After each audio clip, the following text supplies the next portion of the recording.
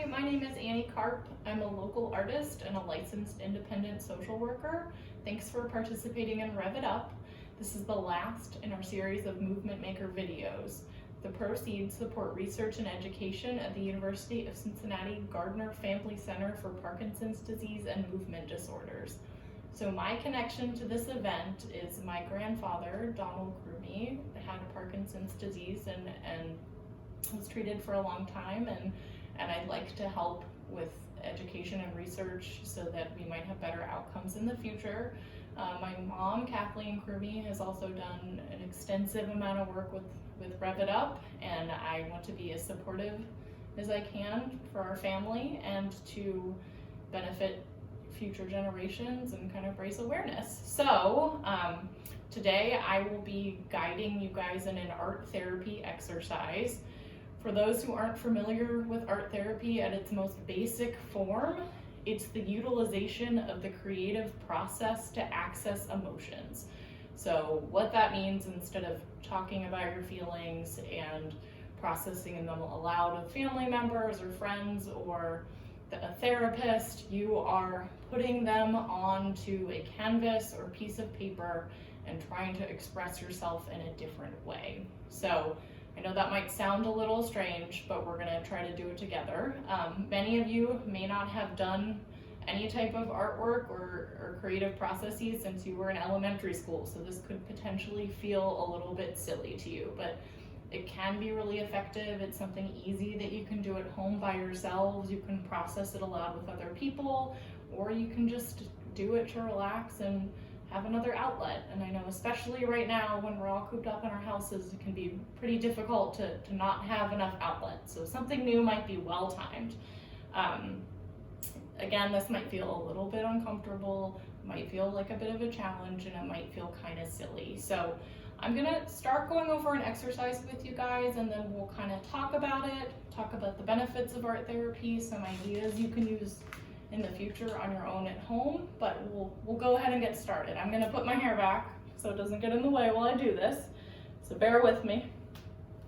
And I have just an art board right here. It's kind of a hard surface, a little bit different than a canvas. This is what I like to paint on when I make paintings, but you could easily use a piece of paper, you could use a canvas, you could use watercolor paper. The goal for this is for it to be accessible, okay? So you don't need to have anything super special or be a professional artist.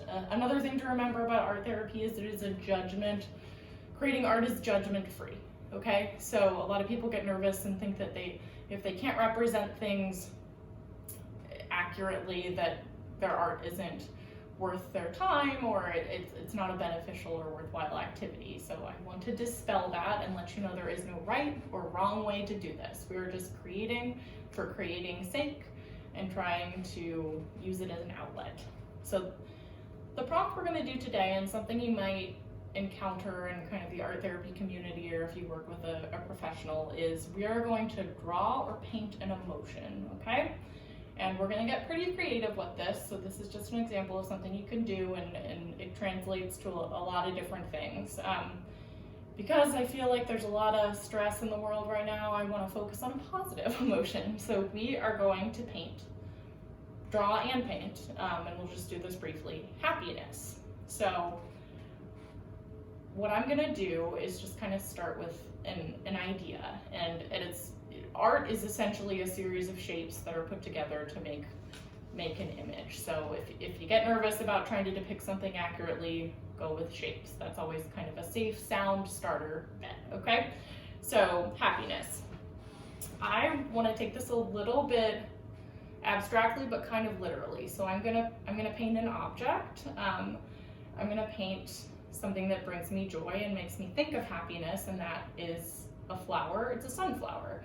So what we're gonna do is we're gonna start out with just some basic shapes, okay? So I'm gonna draw the center of the sunflower, and you can do that using just creating a circle, okay? The good thing about a flower or anything in nature is it's imperfect in general. So you don't have to have a super round circle. You can have some rough edges, and that's totally fine, okay? And I'm just using a regular pencil, just like something you would use in elementary elementary school. I think it's a number 2. And so what I did, I just went ahead and draw a circle. Okay.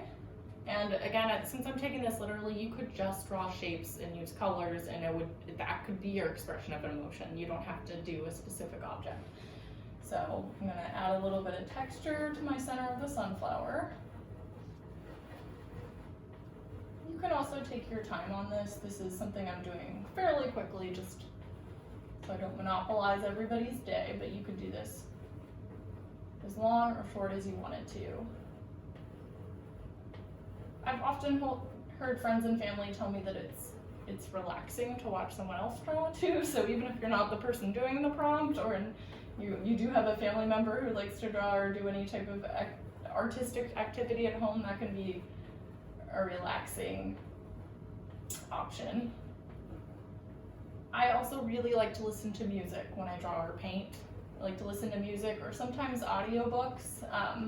I find that to be extremely relaxing, and there's something about just the physical action of making shapes and listening to music that allows you to kind of step outside of all of the stress in your head and just take a break. So this is kind of where I'm going to leave the center of this, okay? And that's the base of my sunflower. I'm going to go ahead and start drawing some leaves. Notice I'm not looking at a reference, I'm not looking at anything, I'm just trying to do this for fun. So, and I'm painting with my emotion. So, if you're painting something that's happy, it might have little spurts of joy, spurts of positivity, and it might be kind of inconsistent. Some of the leaves might be different sizes. Might have kind of different timing for everything. Again, you can have as much negative space as you want. You don't have to have this take up the whole thing. I just kind of like to draw big and have a lot of details. So now what I'm doing is I'm layering my leaves. And again, just kind of going for little bits of happiness where I feel like they make sense. I also want my happiness to take up most of the page because I want it to be a dominant feature of my day. I want it to be highlighted and spotlighted. Okay, so as you can see, I'm not looking at a reference, I'm just doing this kind of for fun. Not being judgmental of myself, not worrying about what other people think of this. I'm just drawing. Very low pressure. So if you choose to do something like this on your own, no pressure. Just for you. All right, I'm gonna put a little stem in right here. Give it a little bit of context. Again, that's not something you have to do, but you can if you like. So I am going to move on a little bit and start the painting process. The painting I find to be where you can have a lot of freedom in the way you're expressing yourself. Now, if you think about happiness, you're going to think about happy colors. So different things might come to mind for you and for me, but I obviously with sunflowers and with happiness, we're going to think about yellow. So what I have here is I have a palette, and I just have some basic acrylic paints on here. So nothing super special. I usually just buy the whatever brand is the house brand at the art store I'm going to. So that's something you can do as well. You don't feel like you have to spend a ton of money or be really, fancy about it. So what we're gonna do is we're just gonna start filling in color, okay? When I think of happiness, I do think of bright colors like yellow. When I think of sunny, kind of a sunny disposition, but I also think of lots of bright, vibrant colors kind of put together. So it doesn't have to be specific to the way a sunflower would be in nature. It doesn't have to be like that. And it doesn't have to be limited to a certain palette. Now here I'm probably gonna focus on my yellows. Right now what I'm doing is I'm just kind of painting the base of the flower around the center, just because I like to add a little, when I paint flowers, I like to add a little bit of differentiation in the color there to make it more interesting. So what I'm gonna do is I'm gonna move on to a slightly lighter yellow, okay? A slightly lighter yellow, and we're gonna just add a little bit of color there.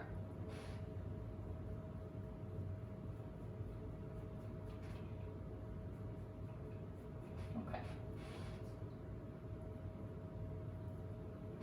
What I'm gonna do now is I'm gonna mix this a little bit more with white so we get a little bit more differentiation. White is a great base color to have around, especially if you're painting, because you can make a million different colors out of it, and it helps kind of make your other colors go a little bit further if you are trying to save money, or if you just don't do it that often and want to get the most for your value. So I'm gonna add a lighter yellow here, just to add a little bit of contrast. So we're still focusing on happiness. Focusing on bright colors that are still fairly vibrant.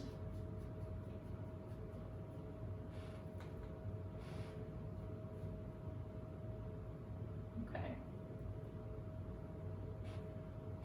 I won't go through this whole prompt with you guys, just so you're not here all day, but I do want to just kind of show you what a little contrast will do to it. So don't be afraid to mix odd colors together. So what I'm going to do is I'm mixing a blue right now, and I'm going to use a red, and I'm going to mix them together and try to create a fun color for the center. And then I didn't even clean off my brush. Okay. So I'm just kind of, again, no right or wrong way to do this. I'm just kind of painting, right? So what I'm gonna do is I'm gonna add a little white to that to give that color some differentiation as well.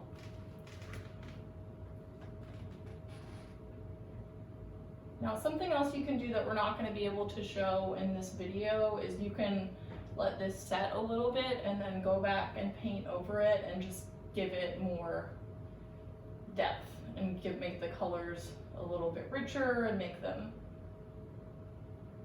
denser, so that it stands out a bit more. But in order to capture that, you have to let them dry. Okay, so I'm adding a little bit of difference there. I am gonna clean off my brush because I wanna go to a slightly different color, and I'm actually gonna grab a little bit tinier of a brush to make a different technique. I'm just gonna dry it off, and then purple tends to be a pretty fun complementary color with yellow. So just gonna add little specks of purple. Do it on some of the paint I've already done. Just add little pops of color. Just more happiness, more sunshine. Again, not something you would find in a sunflower in nature, but there are no rules. This is just about what makes you happy and brings you joy. Part of the reason I'm narrating this is just to kind of show you my thought process while I'm making something like this, and the things that are going through my head while I'm painting an emotion, because it does feel like a pretty abstract prompt. Okay, so as you can see, we've gotten a pretty good start with our sunflower. I'm not gonna go through the whole thing with you, but it is a good prompt if it's something you want to try in the future. The goal of art therapy, if this is something that speaks to you, is, and why it might feel a little weird, is you're engaging a different side of your brain.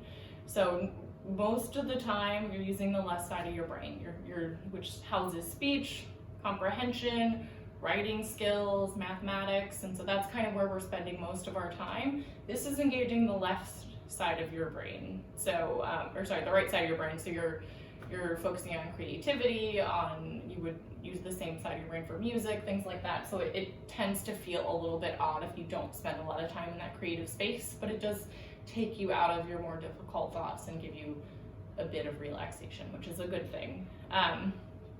So some benefits of art therapy, if this is something you want to do, You can gain new coping skills. It can increase your self-confidence. A lot of people don't create art very often and didn't think it was something they could do, and if they tried a little bit, it might feel different to them and might give them some improved self-esteem. It can reduce stress, reduce anxiety, increase self-awareness.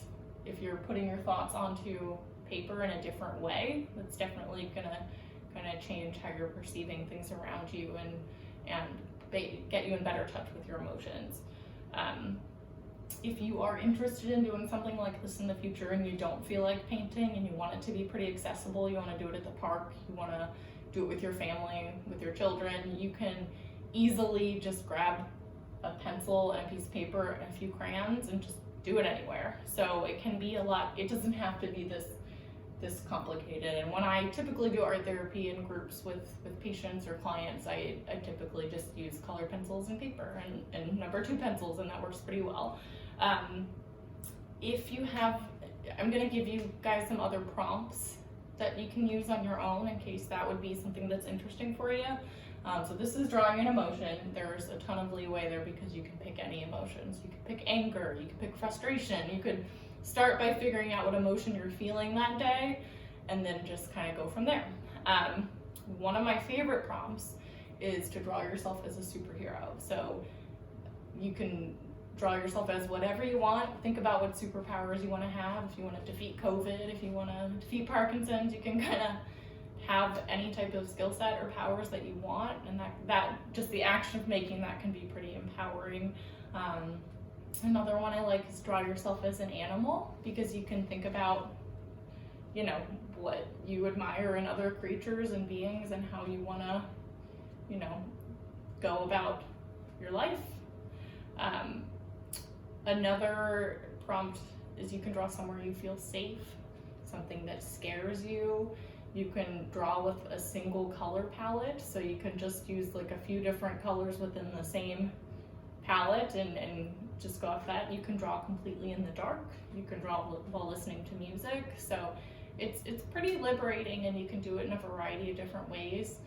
One of the most helpful things if you do this in a group setting is processing what you made aloud with other people and showing them that thought process.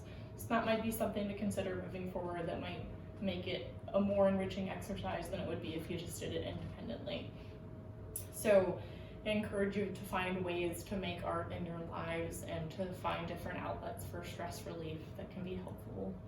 So thank you so much for your time. Thank you for participating in this today. I really appreciate it. Again, my name is Karp, and thanks for participating in our Movement Maker series.